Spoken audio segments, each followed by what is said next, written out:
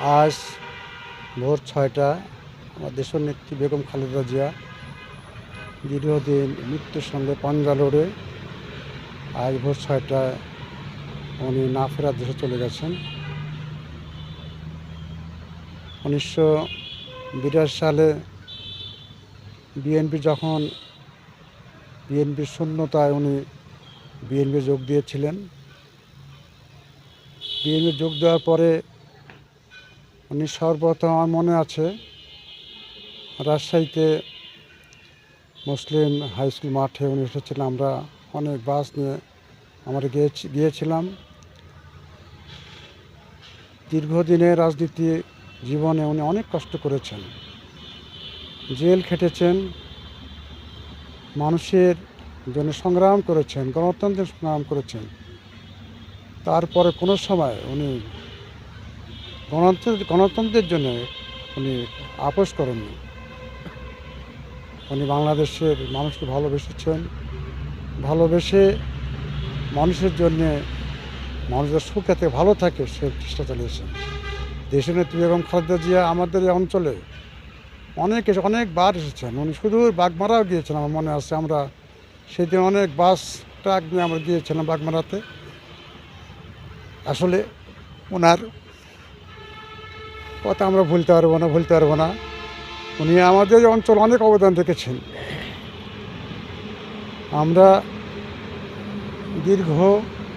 উনি সংগ্রাম করার ফলেই বিএনপি নেতৃত্ব দিয়েছেন। সংগ্রাম করার ফলেই আজকে বাংলাদেশের মানুষের গণতন্ত্রের দিকে যাত্রা করেছে। আমরা আশা করব আল্লাহ যেন তাকে বেহেশতের সর্বোচ্চ মাকামে ওনাকে আসীন করেন। ওনার যোগ্য উত্তরসূরি জনাব তারেক রহমান উনি এসেছেন।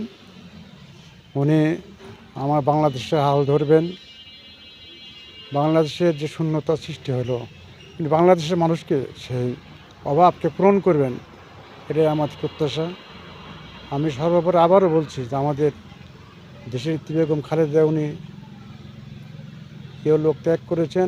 আমাদেরকে এই সময় অত্যন্ত ধৈর্য সহকারে এই সময় আমাদেরকে পার করতে হবে, যাতে আমরা ধৈর্য সহকারে আমরা এই সময় পার করতে পারি এবং দেশের জন্য মানুষের জন্য উনি যা কাজ করেছেন, ওনার আদর্শকে আমরা লালন করে বাংলাদেশের মানুষের জন্য আমরা কিছু করতে পারবো। কেন্দ্রীয় অফিস থেকে আমাদের 7 দিনের কর্মসূচি দিয়েছে। এই 7 দিন আমরা বিভিন্ন পর্যায়ে মিলাদ মাহফিল করব। দেশের নেত্রী বেগম খালেদার জন্য আমরা দোয়া করবো, আল্লাহ যেন তাকে বেহেশত করেন। আর আমরা এখন ইনশাআল্লাহ আল্লাহর রহমতে আমি ঢাকার উদ্দেশ্যে ওনার জানাজা অংশগ্রহণের জন্য আমি রওনা দিচ্ছি। আপনারা সবাই দোয়া করবেন। আল্লাহ। দেশনেত্রী, আপসহীন নেত্রী, বাংলাদেশ জাতীয়তাবাদী দল, বিএনপি চেয়ারপারসন, সাবেক প্রধানমন্ত্রী বেগম খালেদা জিয়া আমাদের মাঝে আর নেই। এই শোক আসলে দলের নেতাকর্মীদের সামালটা খুব কঠিন হবে, খুব কঠিন।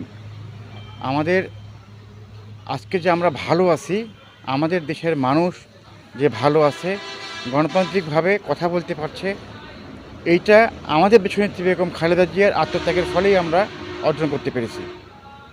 উনি আমাদের মাঝে নেই। ওনার শোক সন্তপ্ত পরিবার, আমাদের ভারপ্রাপ্ত চেয়ারম্যান জনাব তারেক রহমান, তার প্রতি সমবেদনা জানানোর সাহস বা ক্ষমতা কোনোটাই আমাদের নেই। তারা অনুভব করছি যে ওনাদের অবস্থা কী। আমরা নেতাকর্মীদের আমরাই ভেঙে পড়তেছি।